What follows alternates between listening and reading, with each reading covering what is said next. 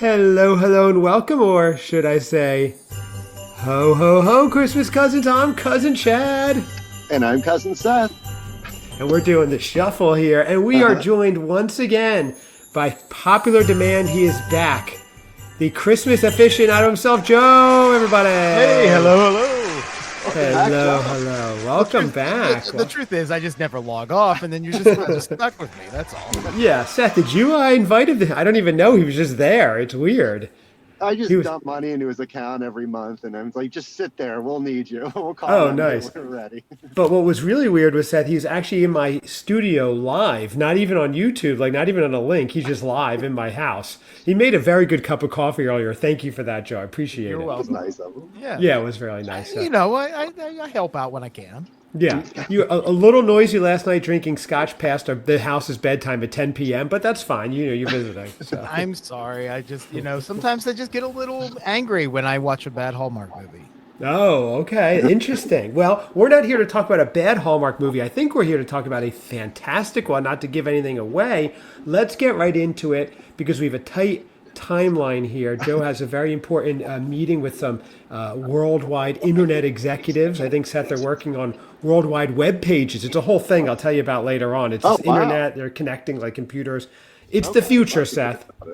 It's really cool. Yeah, internet, you're not going to believe it. Okay. Yeah, internet. Okay, we'll check it out. Yeah, okay. I would love to learn about this.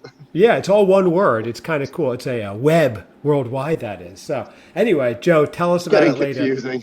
It really is. Forget it. We're a bunch of Luddites over here. Okay, so we are talking about. We'll get into all the adventures with Seth going on in another episode because I know everybody's asking. We are getting into Three Wiser Men and a Baby. For those of you who are new to the show, I'm Cousin Chad. I love the holidays. I love the seasons. My cousin Seth was not doing anything, so I said, we've got to take a journey through all the seasons, celebrate them together, and record it in podcast. And we've garnered a huge following. Seth will go into the latest number of followers another episode because, like I said, Joe has a tight timeline working on this web that he calls it. I hope it's not a web of lies. But anyway. Sounding like it. It does. Joe, welcome. We are here. We are talking about a much anticipated sequel, maybe the most anticipated sequel in Hallmark history, Three Wiser Men and a Cousin Seth, as I call it. Some people call it Three Wiser Men and a Boy. This aired last weekend, Saturday, November 23rd, Cousin Hal's 50th birthday. Shout out if you're listening. Yeah, this stars, yes, happy birthday. The inimitable Steve Brandano. No, this stars Paul Campbell, Tyler Hines, Andrew Walker, and Margaret Collin, who I guess is the mom. Here's the synopsis, gentlemen. The story begins 5 years later with the Brenner brothers preparing for another memorable Christmas. In a crazy turn of events, possibly brought on accidentally by the brothers themselves, the director of Luke's son Thomas's school holiday musical steps down. Luke is desperate to make his son's stage dreams come true, so he enlists the help of his brothers Taylor and Stefan. Meanwhile, the trio navigates meeting their mom Barbara's new boyfriend. That's where we're at, everybody. So let's get right into it. First of all, the big question on everybody's lips, Joe. I know you watched it. We know what the next question is. Cousin Seth. Did I watch it? Did you watch it? Yes, and to completion.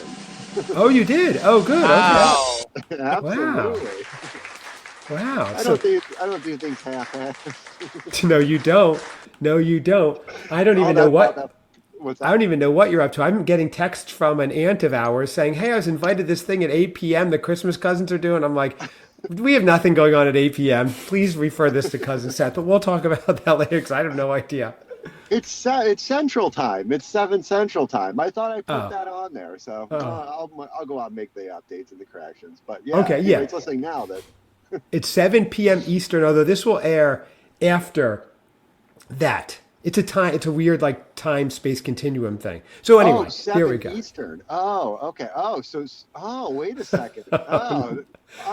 We must have not discussed this, but okay. So Joe, changes to make. We must have not discussed it. Seth said. I think I was absent from that meeting. Or all the emails that went back and forth. Or the promises of Seth doing the promotional graphics that we're still waiting for while this airs tomorrow. But okay. And a few unexpected things come up. Yeah, Glühwein, Christmas beers.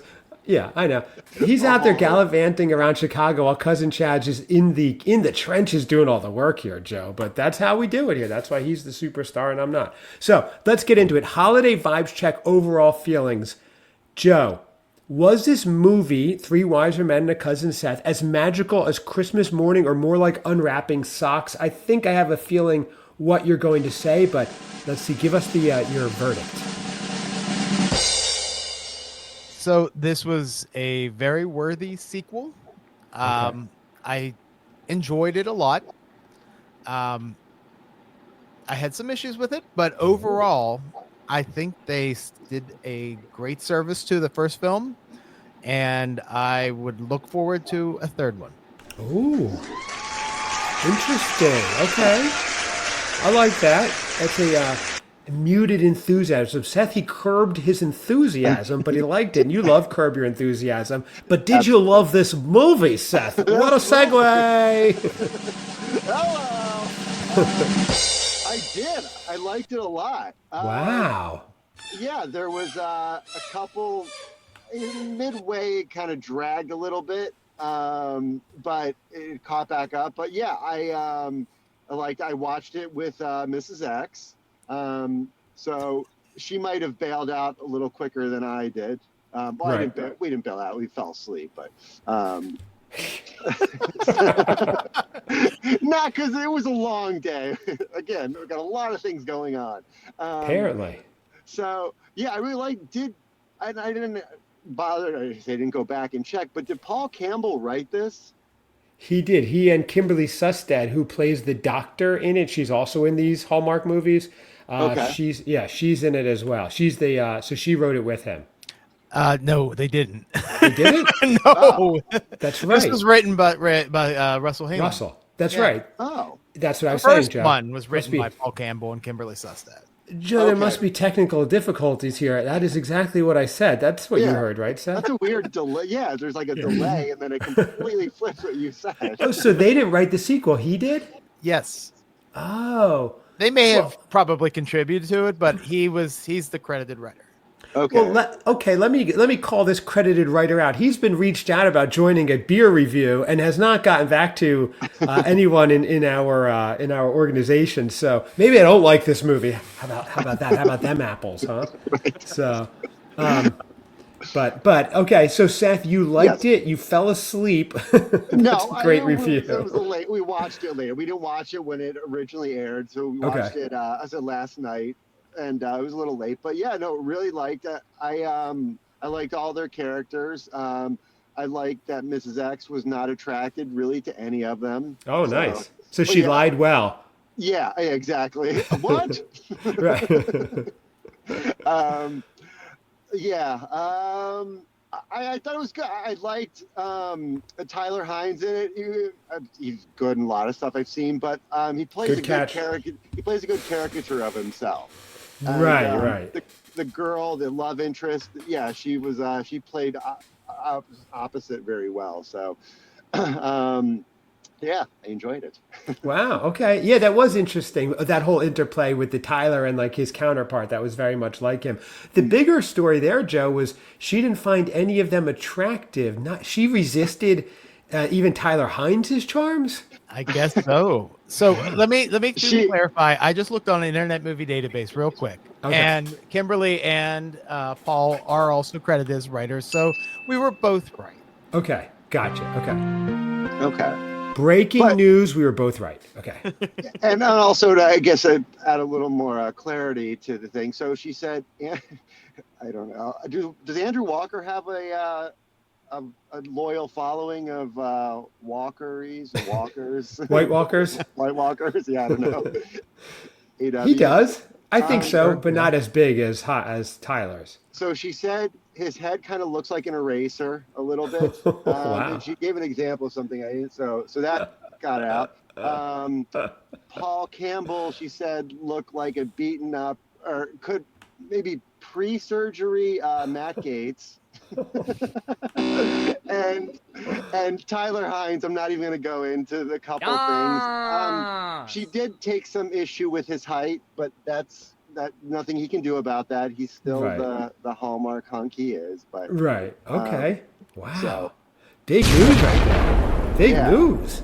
Wow. I would be scared if I was her, you know. Right? I mean, jeez. That's Well, something. thankfully, we never have divulged any sort of like pertinent details of Not even her about name. or around it. Not Yeah. even her name. Yeah. Come on. Seth, here's the thing. Here's my Yeah. theory there. When you're they're all hunks, the three of them, right? On this show. Much like us three. But Yeah. when you're dating the uber hunk of uber hunks, Cousin Seth, Joe, everybody just pales in comparison. That's the thing.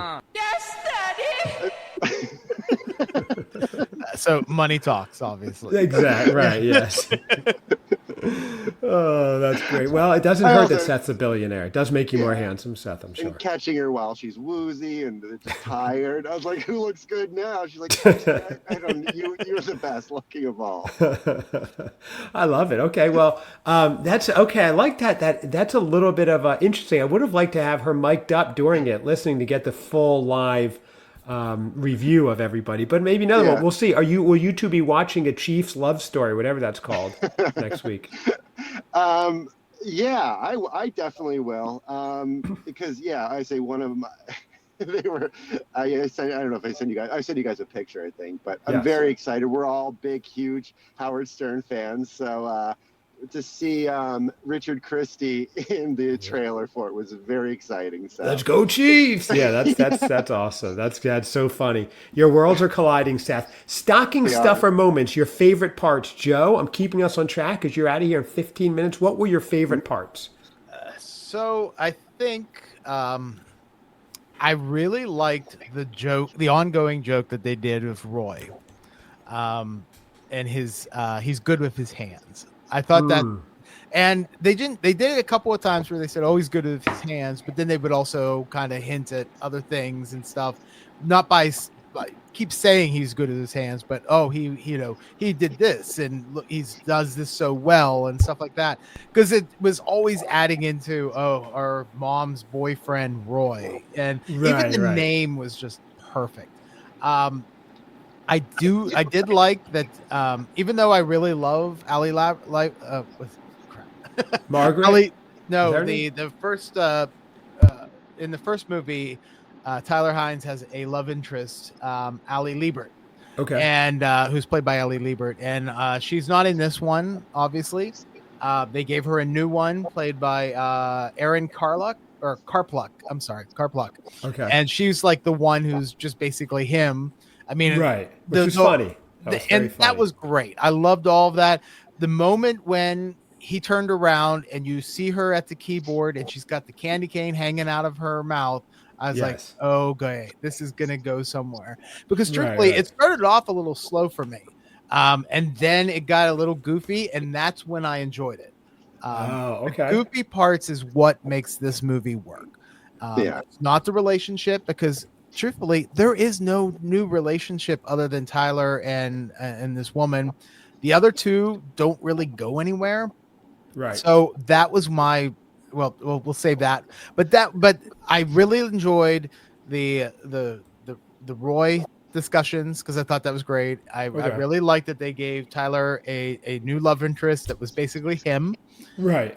And it was, I don't know, it was just the combination of trying to come up with a story that involves all of them and the boy. I thought they did a pretty good job on it. I agree. I like that. No, I think you're right there. That's a good point, because it was so different from other Hallmark movies that it wasn't this linear love story that we're watching. Cousin Seth, favorite parts? Yeah, no, I liked overall like the playfulness of it. Like when Yes. they were kind of doing at least little caricatures of themselves. Paul Walker or Paul Campbell's character. They kind of more pronounced. What is it? Like. His anxiety that he had? Yeah, exactly. So they kept playing that, and then with Tyler Hines, and then Andrew Walker seemed to stay the same character. But I liked that when they were kind of just, having fun with it, and it was playful. I did like when they went back to they went to the school and they're in the principal's office and he's there, the old, he's got the Same oxygen principal. tank. Yeah. Yeah, it was kind of cool. Do you know what he was from? What sitcom he was a teacher on? I know Joe will probably know. Did you, Seth? No. Joe, did you know? I don't. He was the teacher on. Oh my gosh, my wife remembered the name of it. It was they were all in high school in like the early 90s, I think. He was the teacher. Oh my gosh, head of the class. Is that what it's called? Really? Head of the class. It was not head of the class. Not head of it is not. This is the second time I could be wrong. Degrassi? Not Degrassi. I don't know. She knew. I looked it up and that was it. Let me see. Hang on. Let's see. It's not head of the class. It's definitely, I repeat, definitely not head of the class. I don't know. It was some show or other. But anyway, wait, are we sure? Wasn't this guy a later teacher? Now I'm looking at the picture. Maybe it was. You're talking about the principal. Yeah, the guy who played the principal. Hang on a second. Because now I'm looking at the picture. I think it is him. Or maybe it's not. I don't know. You know what? Forget it. Who knows? I don't know. My favorite parts were both of you giving me your favorite parts of the movie. Let's move on to... I really did like... there were a lot of parts I actually just like laughed out loud. My favorite part was probably... I thought it was very clever. Tyler leaning into kind of, poking fun himself a little bit when he's like, he's trying too hard to be cool. And then he goes to her... do you think I'm cool? Like, that was cool. He was kind of vulnerable with that. I like that. Lump of coal, your least favorite part. I would say that was if you can find out when you fell asleep, Seth, I'm guessing that was your least favorite part. Well, I know when we fell asleep, and it's weird. I mean, it was maybe it was too much anxiety, but it was right after they had the electrical shortage or fire in from plugging in all the inflatables and stuff at the performance. We fell asleep right then. So maybe the anxiety of the stress of that. I have to go to sleep now. Wow, you fell asleep at the exciting part with the firefighters and everything. Okay. Yes. Joe? Yes. I'm sorry. No, go on, Seth. No, go. Okay. Least favorite. You can't have more than one favorite, Richard. Okay. So my least favorite part is something I hinted at a little bit earlier here, was that Paul Campbell's relationship and Andrew Walker's relationship with the mom were basically non-existent in this film, other than Paul Campbell's girlfriend. I don't remember any of their names, but she wanted to get married and she just kept hinting at that. Right. And he was like, I kind of didn't know, not sure if he wanted to or not. Seth can relate. And then Andrew Walker's he's married to the mom of the boy, who abandoned her baby in the first film. They never really gave a good a reason why she dumped her baby and left. Right. But then she dumps her baby again and leaves. Right. Exactly. So, I mean, she at least made sure somebody took care of him this time, and she was on a business trip. But it seems like they wanted to focus on the three guys, and I think you can do that, but you don't have to send away one of the characters. You don't have to. They basically got rid of Tyler's relationship so that he can start a new one, which was fine. Every relationship works out, and I think that's a good part of the Hallmark movie, because again, Hallmark sequels traditionally suck because you've already gotten in together at the end in the first one. And then what else is there to do in the second one other than break them up again and get them back together, which is not something anybody wants to see. Right. So I think they did a disservice to the other two women because they didn't really get anywhere. I mean, at the end, spoiler alert, Paul Campbell's proposed to his girlfriend, and they're going to get married, which leads to the third film, maybe. But everybody was still in the same place. Yes, At the end 5 of these years films. had gone by just to age the kid, but it was literally like Paul Campbell, not Paul Walker. He's in Fast and the Christmas. How many times did I say Paul Walker? Did I just say Maybe one? every time. I don't know. But We yeah, need you're a right. tally at the bottom every time one of us says it. Yeah, really, do a shot. You're exactly right. It was like they didn't really know each other at the end of it.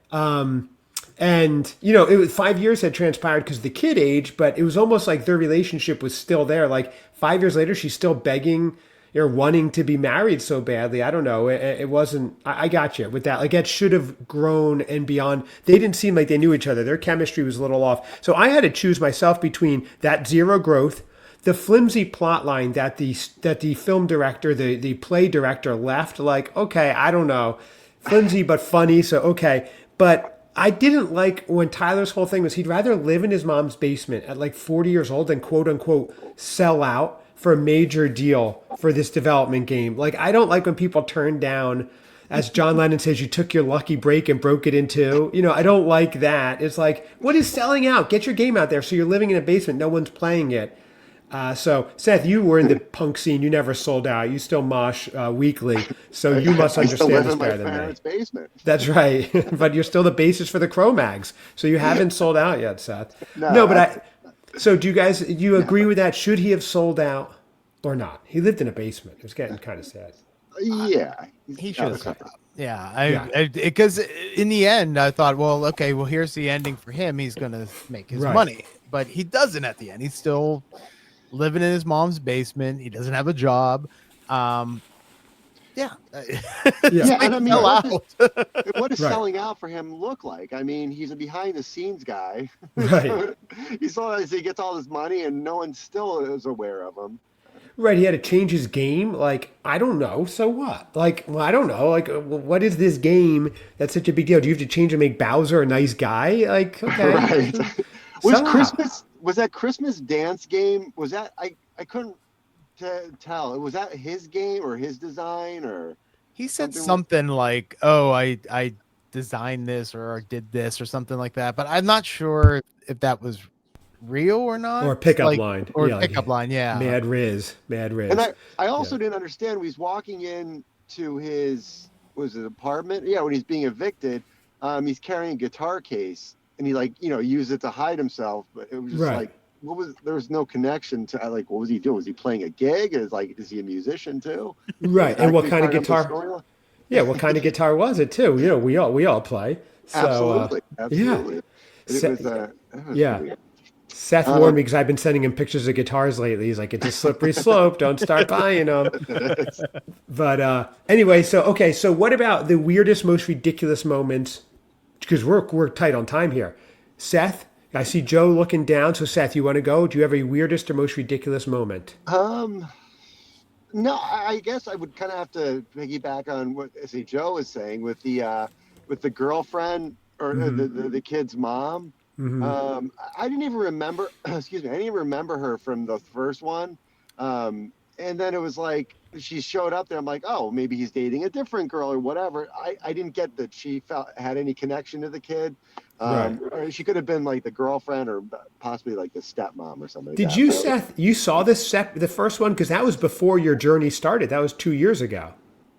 No, we all we watched cover it? it. Yeah, We I'm did? pretty sure. So maybe I guess it wasn't when it originally came out, but yeah, we definitely watched the first one. Oh, okay. So we watched it last You year. watched it during the Heineathon.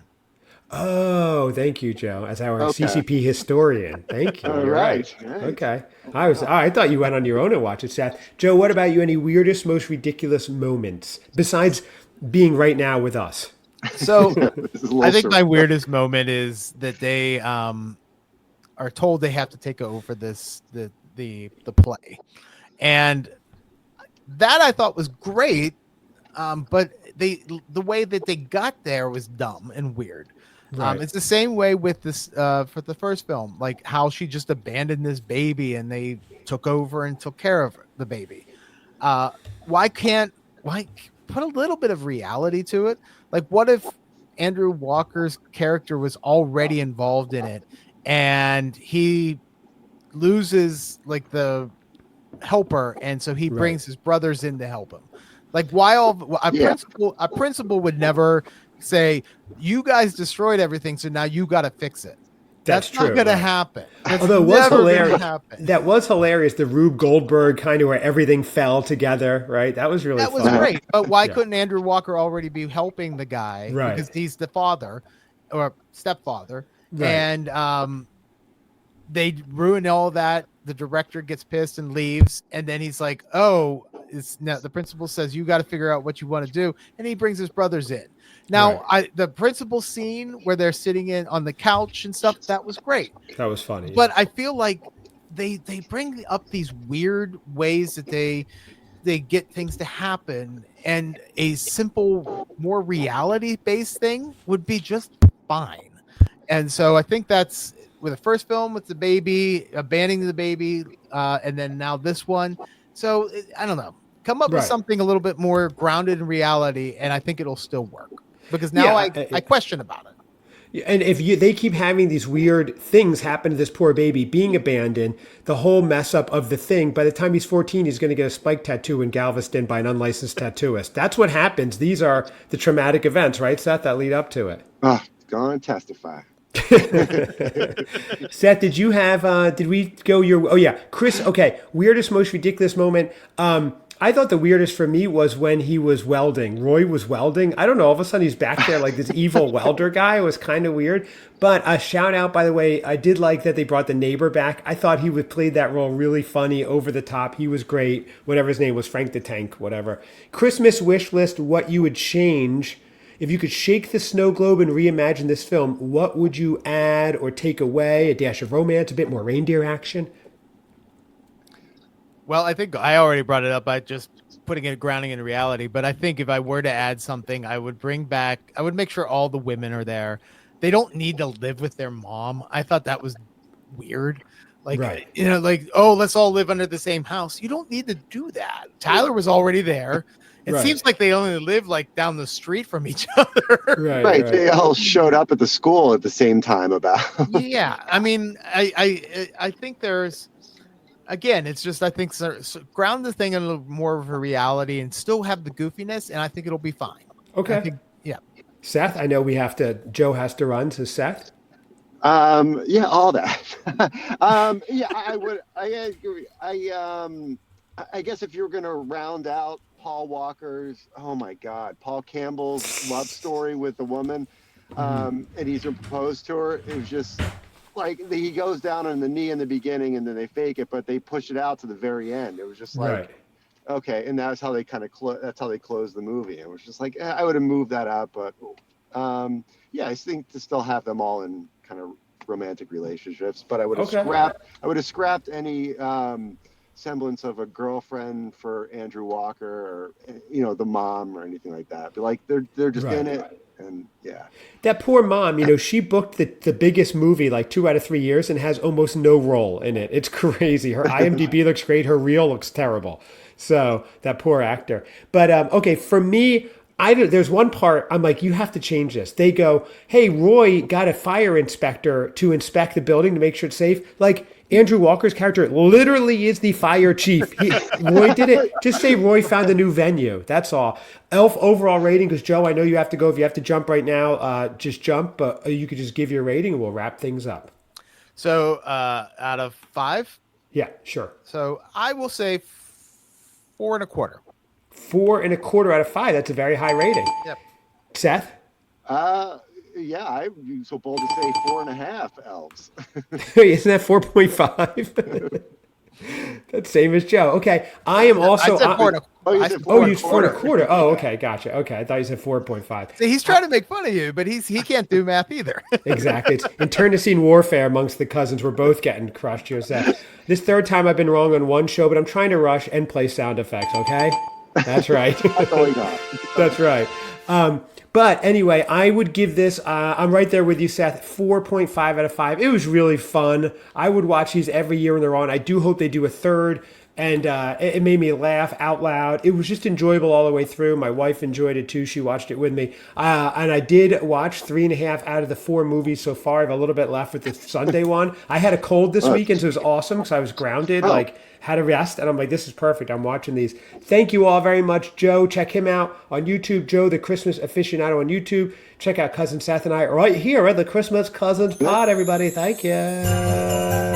Go Chiefs! Go Chiefs!